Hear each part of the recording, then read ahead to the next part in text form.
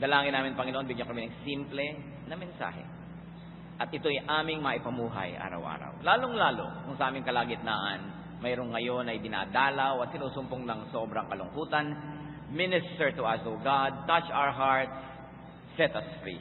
So that we can say it is well with our souls. Lead us, Father. Teach us. Be our speaker. Use your servant only as your instrument. In the name of Jesus, our Lord, our teacher, we ask you, Father. Amen. Kalungkutan ang dumarating sa buhay ng tao.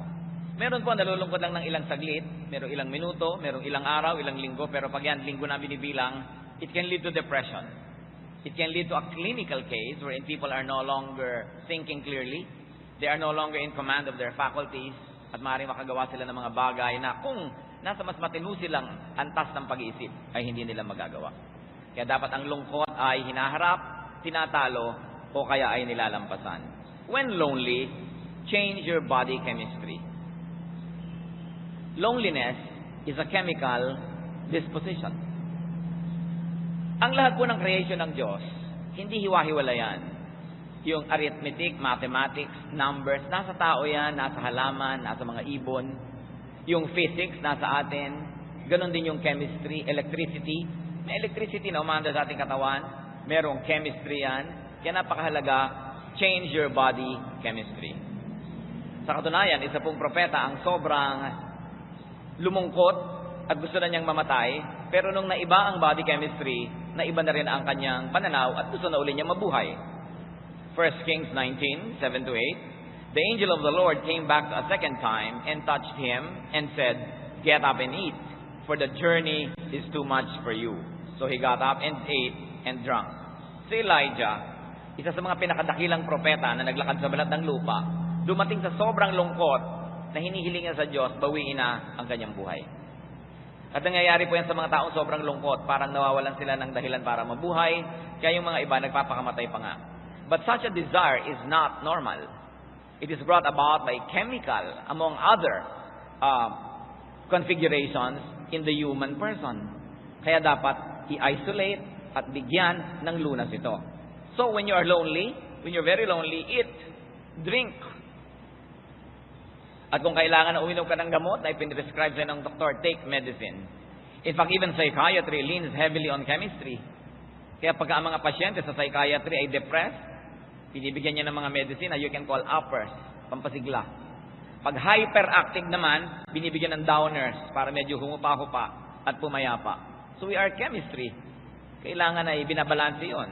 Kaya kita ninyo, pagka ang mga kababaihan ay nagme-menopause, and they say there's also such a thing as a male menopause, chemical changes happen in the body, naiiba yung mood, nagkakaroon ng mood swings. Chemistry. Kaya yung mga babae, pag meron silang mga monthly period, ano nangyayari? Meron silang kumisang kakaibang mga nararamdaman sa katawan na nagpamanifest sa kanilang asal, sa kanilang ugali. This is chemistry. So eat, drink, take medicines. And there's a very easy and in fact a free way to change your body chemistry. Cry. Umiyak, no? Napakahalaga 'yon na pinapalitan mo ang iyong body chemistry. Katulad lang ni Haring David, nung namatay ang kanyang anak, kumain siya, naligo siya, pinalitan niya yung situation ng kanyang katawan, samantalang nung naghihingalo at mayroong sakit ng kanyang anak ay siya ay nag-fast, di siya kumain.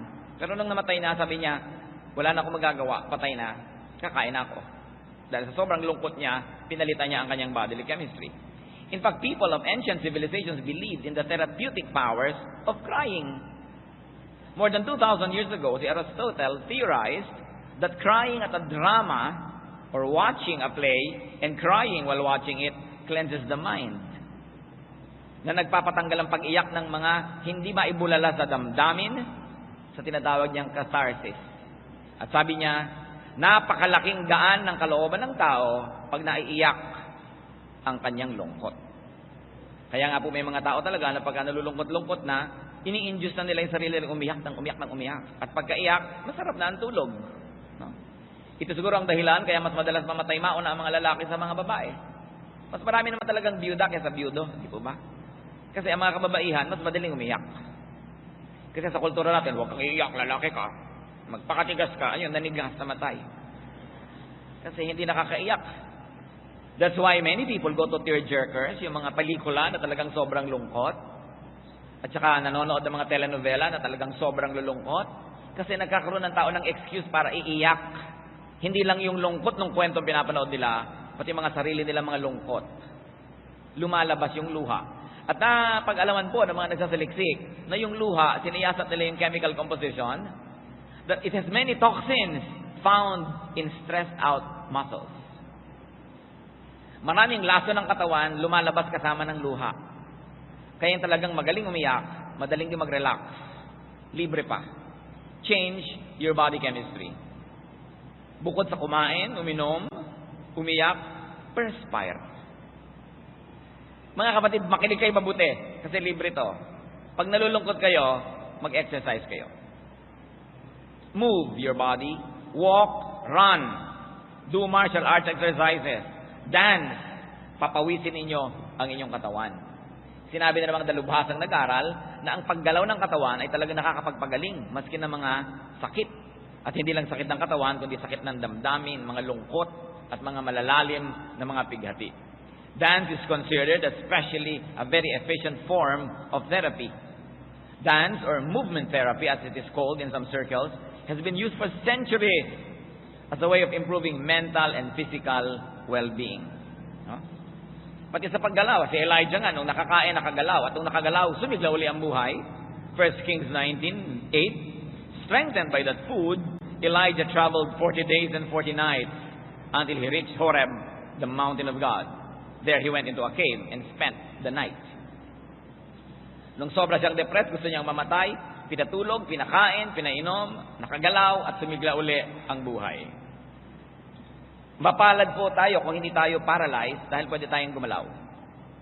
Ngayon, ang ating mga kapatid na merong paralysis, may karamdaman, hindi maikilos ang katawan, kailangan nilang pairalin at paandarin ang lakas ng kanilang isip para mapaandar nila ang kanilang isip kung sakali mang ang katawan ay hindi mapaandar.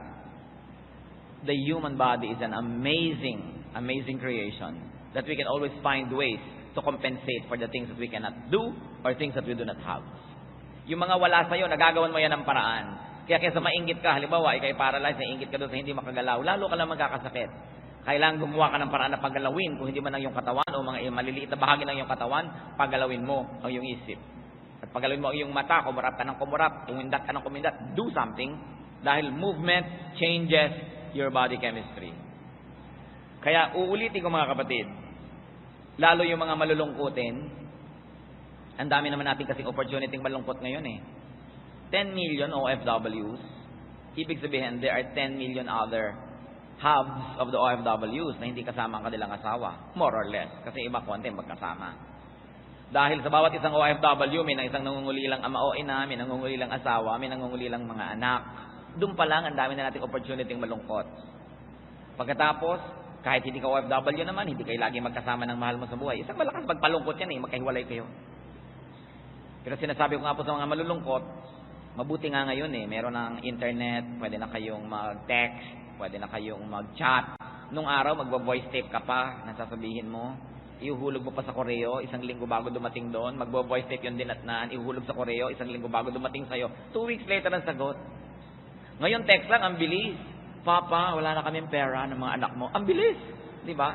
So, ang bilis ng communication. Kaya, hindi na masyado dapat na iniinday ang ganyan mga lungkot. Dahil better off tayo ngayon than before. But, I'm going back to my issue. Pag nalulungkot kayo, exercise. If you have the money, go to the gym. If there is a gym, go to the gym. Biruin nyo, gaganda pa kayo, aayos ang inyong katawan, lulusog kayo habang nalulungkot. Kaya pag may nakapansin sa'yo, wow, kumari, ang sexy-sexy mo. Kasi ang lungkot ko eh. Di ba? Kasi ang lungkot-lungkot mo, tapos bumigat ka ng bumigat, no? Lalong humirap ang iyong kalagayan. So, change this, exercise. It will change your disposition, it will change your looks. It will be an advantage instead of a disadvantage. Another point, when lonely, create, recreate, work, do something creative, do something productive and helpful. Kailangan ng mga tao maraming ginagawa. Sapagkat yung paggawa, nakakalibang. Nakakatuwa pa yung bunga ng iyong ginawa. Si Solomon po, na pinakamarunong na tao sa balat ng lupa, naging pinakamalungkot din. Sabi niya kasi sa Ecclesiastes 1:18, For with much wisdom comes much sorrow. The more knowledge, the more grief. Kaya yung mas matatalino, mas malungkot yan eh. Kesa sa hindi masyadong matalino. O baka maglungkot-lungkot ang tuloy kayo ngayon, ano? Dahil nakakalungkot pag marami ka ring alam. Kaya yung pong binibigyan ng Diyos ng ministry na maging marunong para akayin yung mga hindi marunong, maraming kalungkutan yun. Kaya dapat suportahan. Kasi biruin mo sa kanya na assign na maging marunong para sa iba. Si Solomon, ganun ang nangyari sa kanya. Sabi niya, with much wisdom comes much sorrow. So ano ang isa sa mga ginawa niya para harapin at talunin yung lungkot? Sabi niya sa Ecclesiastes 2:4-5, I undertook great projects. I built houses for myself and planted vineyards. I made gardens and parks and planted all kinds of fruit trees in them. Naging productive siya. Imbes magmukmok, malungkot, magdrama, gumawa ng mga bagay na pakipakinabang para sa kanya at para sa iba. At ang masaya po sa nagtatrabaho, napapagod. At ang napapagod, nakatulog, nalilimutan ng lungkot. Yung dalaw ng lungkot, yung sumpong ng lungkot, nalampasan. Hindi mo naman pwedeng lampasan ang lahat ng lungkot ng buhay. Ang goal lang mo, lampasan yung lungkot ngayon. Mabuhay ka hanggang bukas. Because yung lungkot ng bukas, magkakaroon ng lungkot, ng grasya ng Diyos na pambukas. Yung grasya ng Diyos sa iyo ngayon, para lang sa lungkot mo yan ngayon. So huwag mong solvin yung lahat ng lungkot na darating pa. Ang mahalaga, buhay ka pa bukas.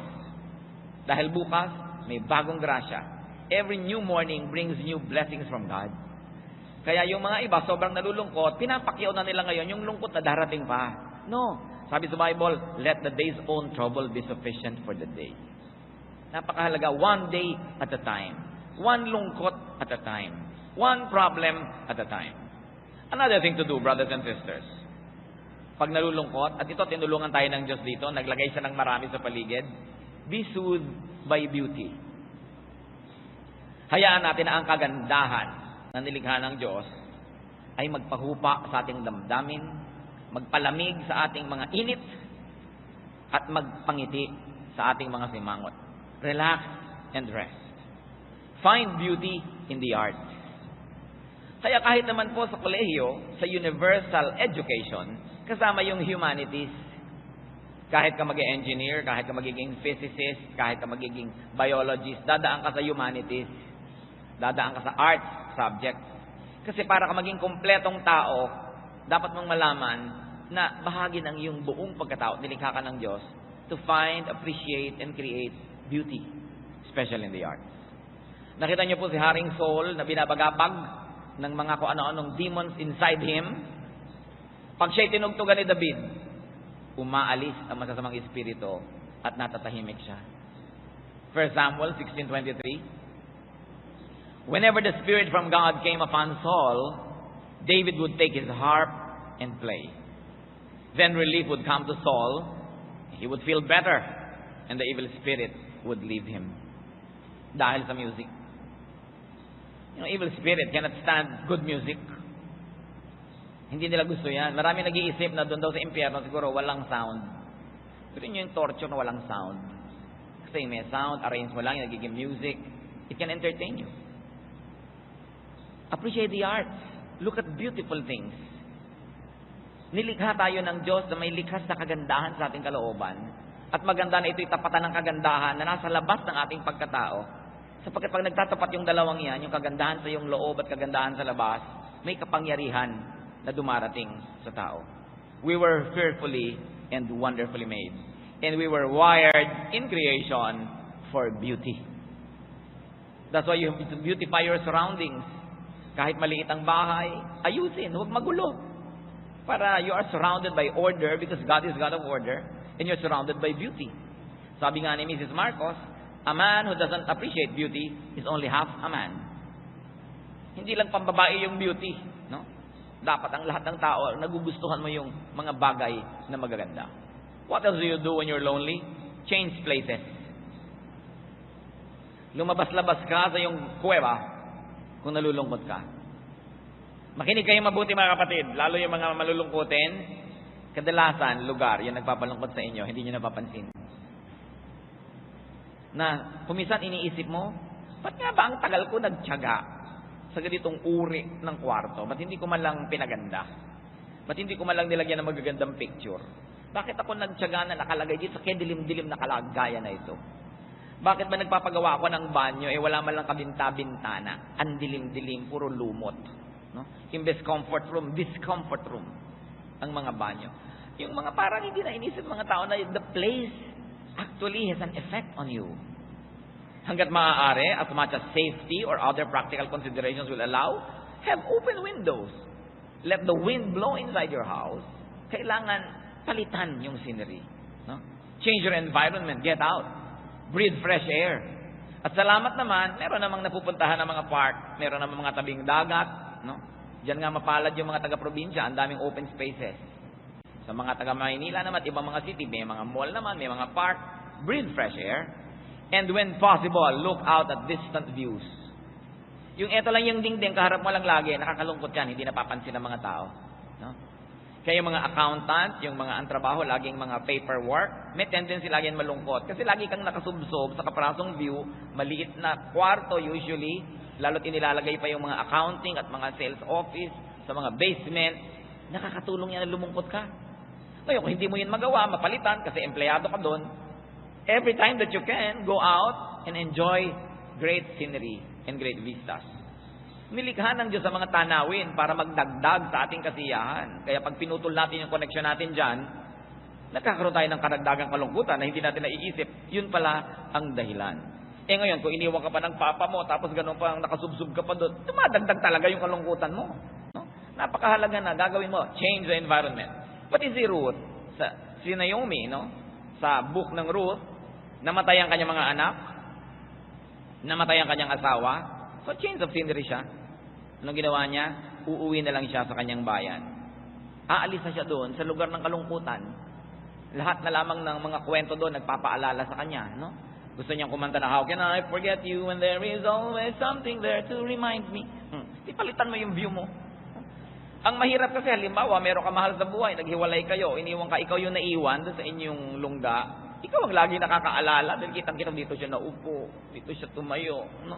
Dito niya ako pinagsasampal, dito niya ako kinaladkad. Ikaw ngayon itong nagdadrama-drama, magpalit ka ng lugar para mapalitan yung arrangement ng iyong buhay. No? A change of scenery can bring a newness of life and can bring you opportunities. When lonely also, change focus, change thoughts. Palitan ang laman ng isip. Kung sakala nyo, kailangan yung lutasin ng problema habang kayo malungkot, mali. Pag kayo'y malungkot, hindi yan panahon para lumutas ng problema. Yan ay panahon para lampasan yung lungkot. Yun ang goal nyo lang. Not to solve the problems of a lifetime, but just to survive for another day. Kailangan libangin ang sarili. You do not need to solve your problems all at once. Especially when loneliness is all over you, and especially during the time of depression. Nalulungkot ka na, magpa-problem solve ka pa, di lalo ka lang nabigatan. Dapat, ang goal, kailangang palayasin ang lungkot na ito. So far, paano tayo papalayas? Kakain, iinom, mag-exercise, lalabas, papalitan yung scenery, etc., etc. No? The important thing is to survive the attack. To survive for another day where there will be another supply of God's grace. Sabi sa Bible, your blessing is new every morning. Pag sinabi nyo, gutom na gutom ako, uhaw na uhaw ang aking espiritu, gusto pa nagmamatay. Pero sabihin, no, hindi ako mamamatay ngayon kasi bukas may bagong supply ang Diyos. Darating yon. Kailangan, nandun ako pag dumating yung blessing na yon. Hindi ako nakalibing. Kailangan niya ng policy ng tao. No? 2 Samuel 12:22-23. Nung namatayan itong hari, no? While the child was still alive, I fasted and wept. I thought, who knows? The Lord may be gracious to me and let the child live. But now that he is dead, why should I fast? Can I bring him back again? I will go to him, but he will not return to me. Ito po ang wisdom ni David. Meron siyang anak na nag-aagaw buhay. Habang nag-aagaw buhay, hindi siya kumain, hindi siya naligo, nag-fast talaga siya, nanalangin ng nanalangin. Hindi ngayon malaman ng kanyang mga tauhan kung paano sasabihin sa kanyang namatay na ang bata. Sabi ng mga tauhan, kung nung buhay pa, ganyan ang nangyari. Hindi kumain, pinabayaan ang sarili. Ano pa ang gagawin niya ngayong namatay? Hindi nila malaman na sasabihin, halata ng hari na sila'y balisa. Bakit kayo ganyan? Patay na ba? Opo, patay na. Nagulat sila sa ginawa ni David. Naligo, nagbihis, naglotion, nagpaluto, kumain. Bakit ganyan ang nangyari? Sabi ng mga tao, sabi niya, nung may magagawa pa ako, ginawa ko lahat. Pero ngayong wala na, ibibigay ko na sa Diyos.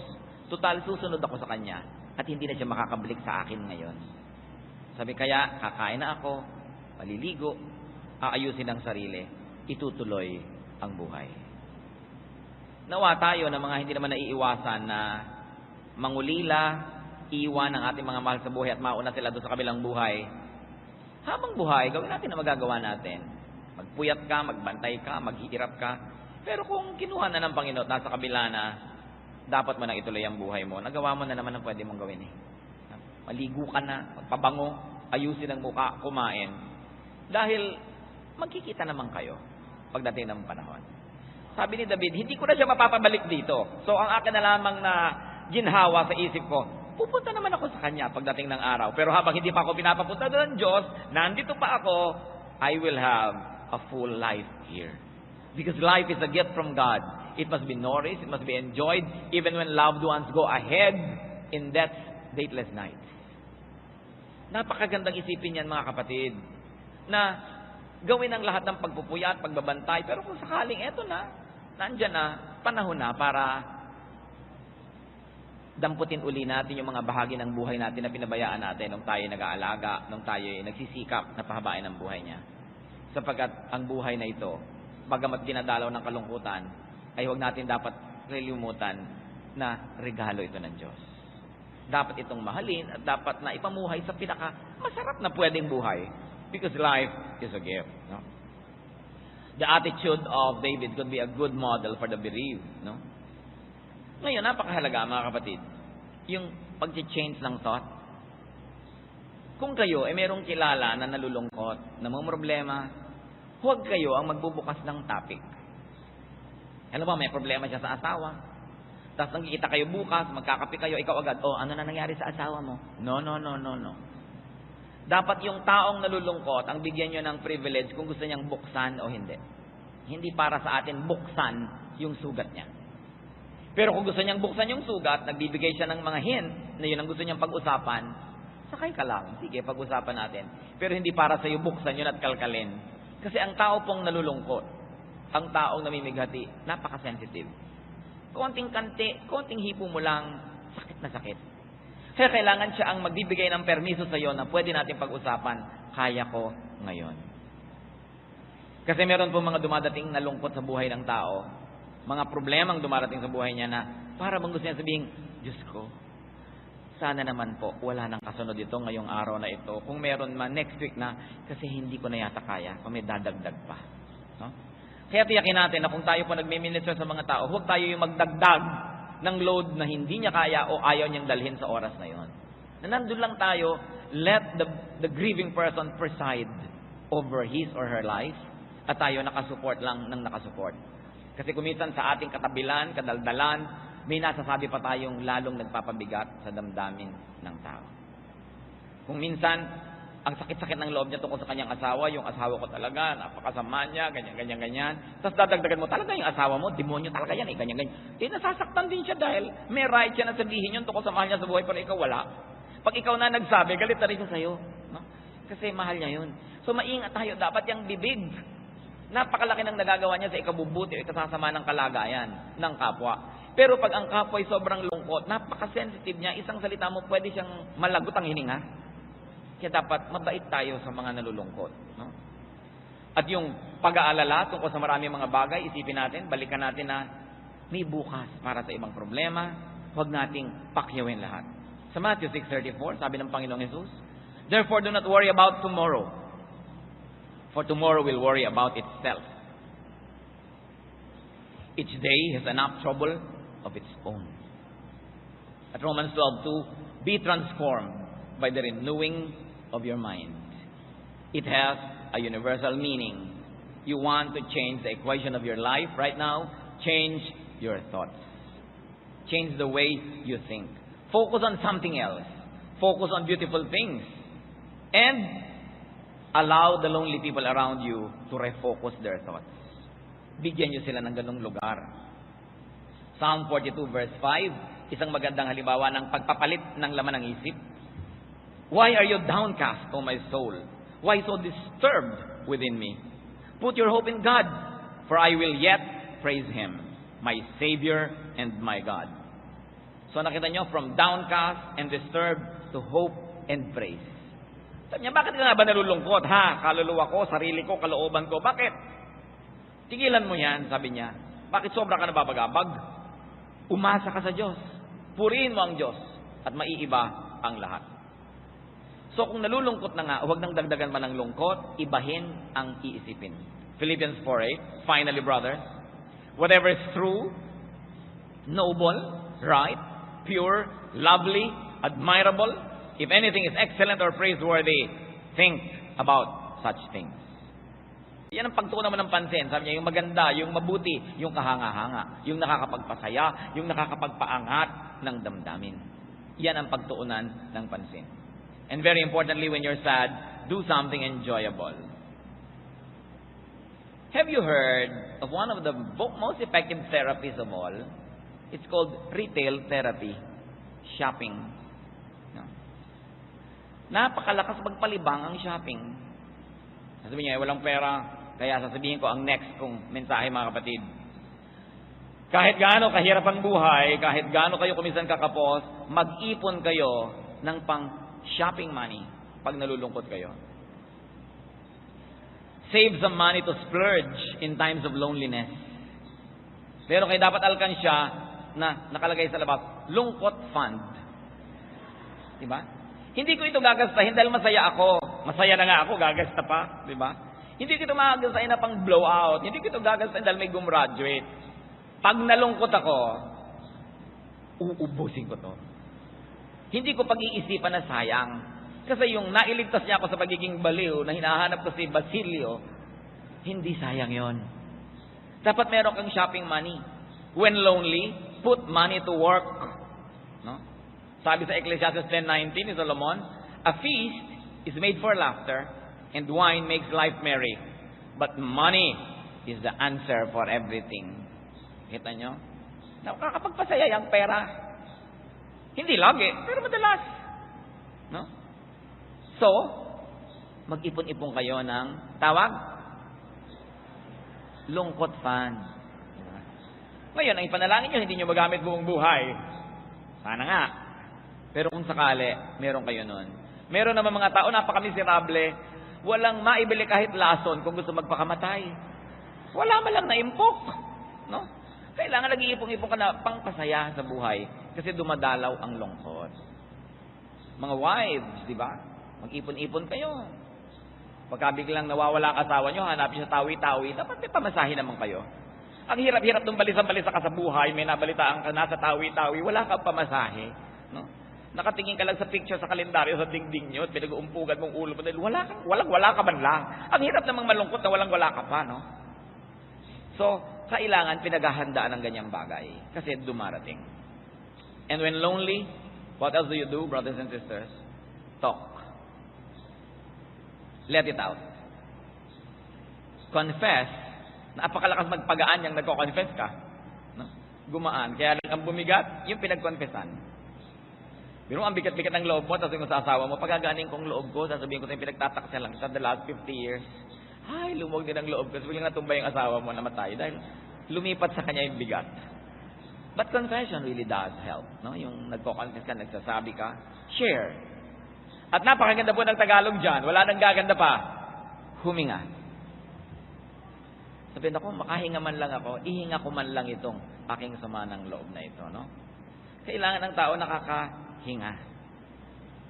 Kaya mahalaga na meron tayong nahihingahan.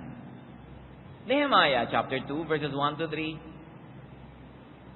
Sabi nitong propetang si Nehemiah, dahil siya ay tagabigay ng alak sa hari, sila ay bihag sa ibang bansa, I took the wine and gave it to the king. I had not been sad in his presence before. So the king asked me, why does your face look so sad when you are not ill? This can be nothing but sadness of heart. Alam niyo po, sa presence ng royalty, bawal lumungkot. Bawal ang sakit ng ngipin, bawal ang lahat ng uri ng sakit. Kasi dapat hindi mo binibigyan ng kabigatan ng damdamin ng namamahala. Sapagkat naniniwala ang lahat na kung magaan ang kanilang pakiramdam, higit lalong magiging maganda ang pag-iisip at lalo silang makakapamuno. There is such a thing as that kind of ministry, that you minister to people with high positions, you minister to people with grave responsibilities by not making them any sadder than they already are. Kaya sinabi itong si Nehemiah, hindi ko naman ugali na magpakita ng mahabang muka sa harap ng hari.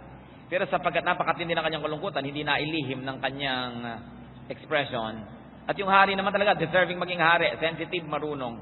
Sabi niya doon sa nag-aabot, ba't ganyan ang mukha mo? Kang lungkot-lungkot. Siguradong wala nang ibang dahilan, kundi yan ay sadness of heart. At dahil na ekspresyon, nahanap ng kalutasan yung ikinalulungkot niya at nagkaroon siya ng kasiyahan. Now, because you have to share, dahil kailangan tayong huminga, pre-depression preparation is needed. Anong ibig nating sabihin? Sapagkat alam mong darating at darating ang mga araw ng lungkot at napakahalagang meron kang nahihingahan, dapat bago pa dumarating ang mga araw ng lungkot, mga kapatid, meron na tayong mga kaibigan, kapalagayang loob. Handa na silang makinig sa atin dahil matagal na rin naman tayong nakikinig sa kanila. It is very important to have confidence. Yung mga napagtatapatan mo, napagsasabihan mo ng mga bagay-bagay. Kasi pressure cooker man, kailangang makahinga yung usok niya. Hindi pwedeng nandun lahat sa loob dahil sa sabog. Kaya napakahalaga nung meron ka mga kaibigan na nino-nurture mo, nino-nourish mo, inaalagaan mo yan, hindi yung sobra ka ng busy, wala ka ng time sa kanila, iniaagaw mo yan ng panahon. Na kahit yung kaibigan mo na iba yung relihiyon, na iba yung paniniwala, kaibigan mo pa rin yun, hindi na iba na yung relihiyon niya magkaaway na kayo. Hindi ka naman nakakatiyak na lahat ng kasama mo sa bago mo relihiyon, magiging kasundo mo rin, nakakaaway mo rin naman yan. Kailangan yung pagkakaibigan, ginagalang yan, kahit anong kalagayan ng tao. Siya man ay umunlad o kabaligtaran nun, umatras o umabante, siya man ay nagtagumpay o nabigo, siya man ay luminis o dumumi, siya man ay bumanal o nagkasala, kaibigan is kaibigan. That is a sacred relationship. And God had provided these avenues for friendships because He knows that it's through the ministration of friends that we can survive many lonely days. Kumisan nga yung mga mag-asawa, kaya ka lang nagsusurvive sa problema niyong mag-asawa kasi may kaibigan kang nahihingahan. Proverbs 17:17, a friend loves at all times, and a brother is born for adversity. Sinadya ng Diyos na ang pagpapakaibigan at pagiging mga kapatid ay para talaga sa panahon ng hirap. Hindi lang sa panahon ng saya. Ngayon, ikaw maka-Diyos, Bible-based, born-again, evangelical Christian, nakakahinga ba sa iyo ang iyong mga kaibigan? O nagsisimula pa lang sila dyan-judge mo na evil yan, mali yan, sin yan, hindi na makakibu sa iyo. No? Hindi ka na makaka-minister sa kanila pag ano kaka-judgmental. There is a time to preach. Sabi nga sa Ecclesiastes, there is a time for everything. There is a time to be silent. There is a time to speak. So kailangan meron tayong mga kaibigan. Proverbs 18:24, there is a friend who sticks closer than a brother. It's precious to have friends. So offer your ears and listen. Hindi naman ikaw lang lagi ang papakinggan. Whenever you are the strong one, then be the listener. Be the comforter. Because your time may come when you are the one who needs the comfort, then you will be the speaker and the other person, the listener. Kadalasan naman, kahit hindi ka bigyan ng payo, yung makahinga ka lang, lumuwag na eh. Kailangan lang maihinga. At yun, ang mga wika po natin sa Pilipinas, ang mga iba natin mga wika, meron din silang word for that, nang ibig sabihin din, ihinga mo, sabihin mo, ilabas mo. So anong payo ng Proverbs 27:10? Do not forsake your friend and the friend of your father, and do not go to your brother's house when disaster strikes you. Better a neighbor nearby than a brother far away. Hindi tayo pinipigil na pumunta sa kapatid, pero ang context nito, malayo yung kapatid mo, may kapitbahay ka, di diyan ka na pumunta sa kapitbahay. So ang moral lesson, makipagmabutihan sa kapitbahay. Kasi may mga kapatid ka man, kung malayo, baliwala rin yun. Ang mahalaga, maganda ang relasyon mo doon sa mga taong malapit sa iyo. Ngayon, kung wala kang ganitong karamay, may mga tao sumusuling sa mga professionals, sa mga psychiatrists, counselors, at huwag niyong mamaliitin, may mga nagpupunta sa mga GRO at mga hostess. Alam niyo kung bakit? Wala nang masabihan eh. Napakadalas minamasama natin yung mga babaeng ito, mga hostess sila, mga GRO, kukuya-kuya-koy, chichiklet-chiklet, nakikinig sila ng mga problema nito, mga lalaking ito, gaganyan-ganyan. Pero hindi natin alam na nakaka-minister din sila. Kaysa magbaril na yung tao dahil wala na mapagsabihan, walang mapagtapatan. At alam niyo kung bakit kuminsan sa mga ganito pa uri susuong at pupunta ang marami? Kasi judgmental tayo. Na i-communicate ba natin sa ating mga anak na ano man ang problema nila, pwede nilang sabihin? O takot sa magulang sobra? Kaya kuminsan, the parent is the last to know. Nakapitong abortion na pala yung anak, hindi alam ng nanay. Bakit kuminsan, parents are the last to know? Because we communicate to them an air of judgmentalism. That they cannot tell us certain things. No? Ayaw natin madinig. We bury our head in the sand and we pretend that the world is pink and beautiful when our own children have problems. Mga kaibigan natin, hindi nakakapagtapat sa atin. Nagbabalat kayo, itinatago ang mga tunay nilang mga nadarama. Kasi hindi tayo nakakapag-communicate ng openness na unconditional love. Kung ano ka man, ano man yung problema mo, anong naradama mo, dadali natin yan together. So hindi nagsasabi. For every person that commits suicide, there are probably 100 others to be blamed also. Dahil bakit nandyan lang sila, hindi sila nasabihan? Kasi hindi sila nakapag-communicate na pwede silang sabihan. Mahalaga ang tao nakakahinga. Pag may problema ang mahal natin sa buhay, hindi panahon yan para maging matalino. Hindi panahon yan para maging moral. Hindi panahon yan para maging correct and righteous. Panahon lang yan para magpagaling ng sugat. Panahon yan para magmahal, mag-aruga, tumanggap ng walang patakaran. At kung matino na, lumakas na yung tao, nakarecover na, kung meron mang dapat pag-aralan, doon pa lang dapat pag-aralan yon. Nakakalungkot kung minsan, ang pagsisisi lagi nasa huli ng mga magulang kailangan magsisi ng anak nila, naglihim sa kanila, lumubog sa problema dahil nauna ang takot. So it's important when connect with the source of your happiness. Dali naman mag-connect ngayon. A call, a text, an email, a chat, connect ka na. No? Napakarami ng paraan ngayon para makakonect ang tao. So avoid needless disconnection. Avoid needless everything or nothing arrangement. Lalo sa mga mag-sweetheart. Kaya naman ang lungkot-lungkot mo, ayaw mo lang mauna mag-text eh. Kung nag-text ka lang, text na rin siya dahil hindi na rin siya makatiis. Inaantay lang mauna ka na. Di, unahan mo na. Nang matapos na yung lungkot na yan. Yung mga ayaw mag-usap, hirap na, pero ang totoo, mauna lang siya, Diyos ko, paunahin mo lang po because of my pride naman. Kahit konting-konting una lang. Kahit smiley, pwede na. No? Tapos, kakausapin mo doon, dalawang text lang nagpalitan, natanggal na yung lungkot mo, bumalik na yung saya mo. Bakit di mo gawin? Pinapahirapan mo yung sarili because of pride. Pag may mga tao nagmamahalan, tapos hindi sila nag-uusap, nag-aaway sila, nakakalungkot yun. Pareho rin namang nalulungkot, parehong gumagawa ng mga kabalbalan para malibang. Why not do the easier thing and be the first one to reconnect? Dahil pag mahal ka rin naman yan, isang hi mo lang, mamaya may sagot na uli yan sa'yo. Tapos na, problema nyo. Kung bakit gano'n, yung mahal na mahal mo sa buhay, yung hindi lang mag-text, yun ang problema mo, laki-laking bagay. Pero isang text lang, para ka nang dinala sa paraiso. Piso lang. Diba? So, dalian. Connect with the source of your happiness. It could be the most powerful medicine. And if this is not possible at all, because that person does not want to connect with you, halimbawa, connect with an empathizing person. Or connect with an enjoyable companion. Kaya mahalaga, kung may mahal ka sa buhay, meron kayong common friend.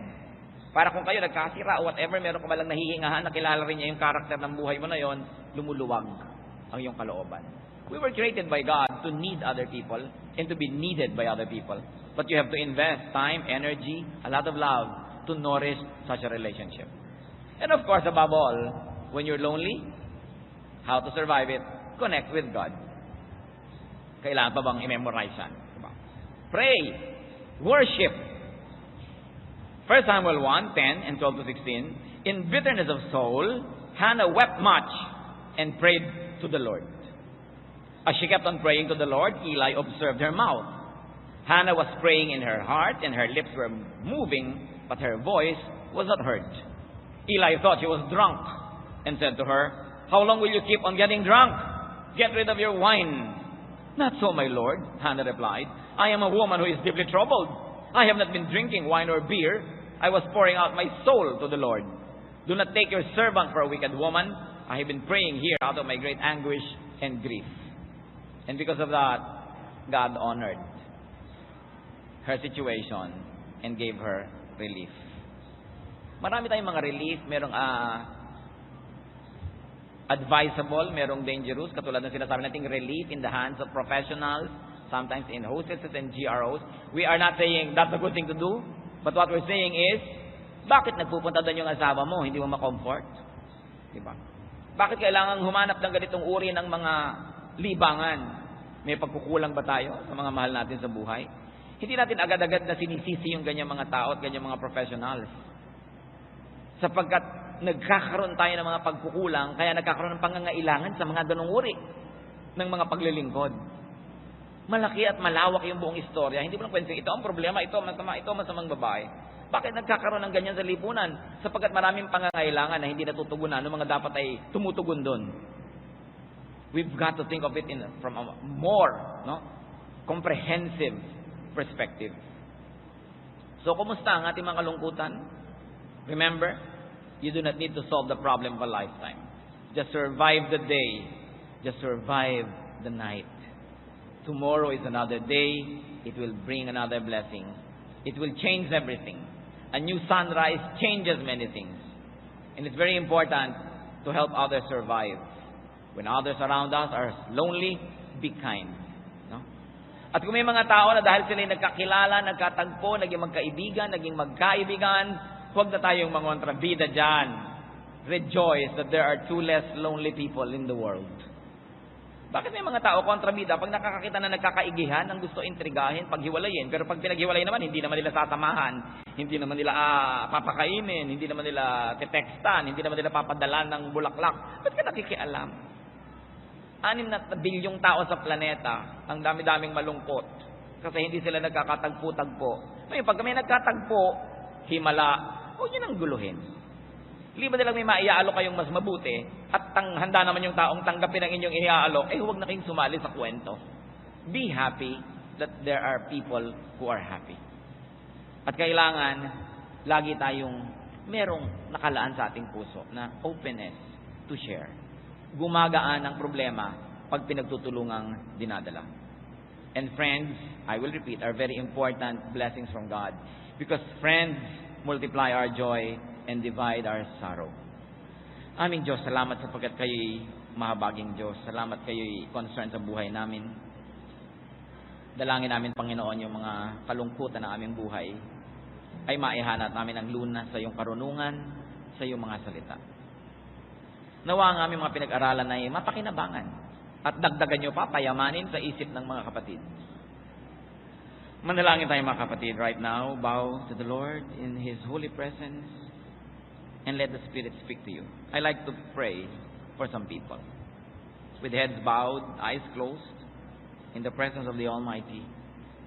Nais ko pong ipanalangin ng mga kapatid ngayon na mayroong mga matinding kalungkutan. Mahirap dalhin, mahirap harapin, nandyan. Hihingi tayo sa Diyos ng habag. Sino man sa inyo, mga kapatid, ang nais maipanalangin, meron kayong mga kalungkutan, I'd like you to stand. We're going to pray. We're going to ask God for a blessing. Praise God for your openness to the Lord and for our honesty that we are lonely. Sino pa po ang nais tumayo, hindi yan dapat kinakahiya. Inilalapit yan sa Diyos, inihihingi yan ng pagpapala. Sapagkat ayaw ng Diyos na tayo nalulungkot. Gusto niya meron tayong kasiyahan sa buhay, payapa tayo, tahimik. Kung meron pa pong nais mag-acknowledge ng ganitong kalagayan and say, Lord, I'm lonely. Help me. I like to be touched by you. Tumayo kayo. Nais ko kayo ipanalangin. This is the time when we can be together in spirit. And the Lord says, when 2 or 3 are gathered in my name, I am there in their midst. When 2 of you are in unity and you ask, heaven hears. Kung may nais pang tumayo, tumayo kayo. Diyos namin, Diyos ng kasiyahan, Diyos ng kapangyarihan at pag-ibig. Hipuin mo ang bawat anak mong tumitindi ngayon sa iyong harapan. Nagpapahayag na kailangan ka. Kailangan namin kayo, O Diyos. Maraming umaalis sa buhay namin, kailangan namin kayo. Maraming nag-aalis ng aming kasiyahan, bumabawi ng mga pahiram na kasiyahan, kailangan namin kayo, Diyos. Marami kami mga pangamba, marami kami iniisip na nagpapalungkot, kailangan namin kayo. Panginoon, nilalapit ko sa iyo very especially ngayon yung mga nangungulila because they were bereaved. Kung meron man, dahil sa makabilang buhay ang mahal sa buhay, punuin mo ng Espiritu mo yung nabakanting bahagi ng kanilang puso. At nang sa ganon, gumaling ang sugat at maibsan ang kasiyahan na nagmumula sa iyo. Dinadalangin ko rin ang mga kapatid na nalulungkot dahil nagkahiwalay sila ng mahal nila sa buhay. Maaring iba't iba ang dahilan ng pagkakahiwalay, pero ganun pa rin nagkahiwalay. Bigyan mo, Panginoon, ng kaaliwan. Bigyan mo ng lakas ng loob. Magpadala ka ng mga tao at mga bagay na magbibigay ng kasiyahan, ng kapahingahan ng isip. At para sa iba pa ang mga dahilan ng mga kalungkutan, Panginoon, maring nabigo, hindi nagtagumpay, maring napahiya, maring basta malungkot lang lalo, hindi niya alam kung ba't siya malungkot.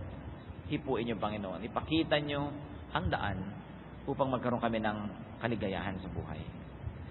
At nawa kami, Panginoon, maging sensitive sa bawat isa, na huwag kaming humadlang sa kaligayahan ng aming kapwa, lalo't hindi naman ikasasama ng sangkatauhan ng kanilang kaligayahan.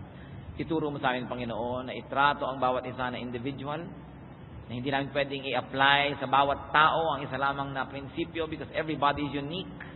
Teach us, Lord, to respect persons, to respect uniqueness of persons, and to respect personal circumstance. Maupo kayo, mga kapatid. Patuloy tayong mananalangin. Sa ilang saglit, nais ko ipanalangin ninyo ang mga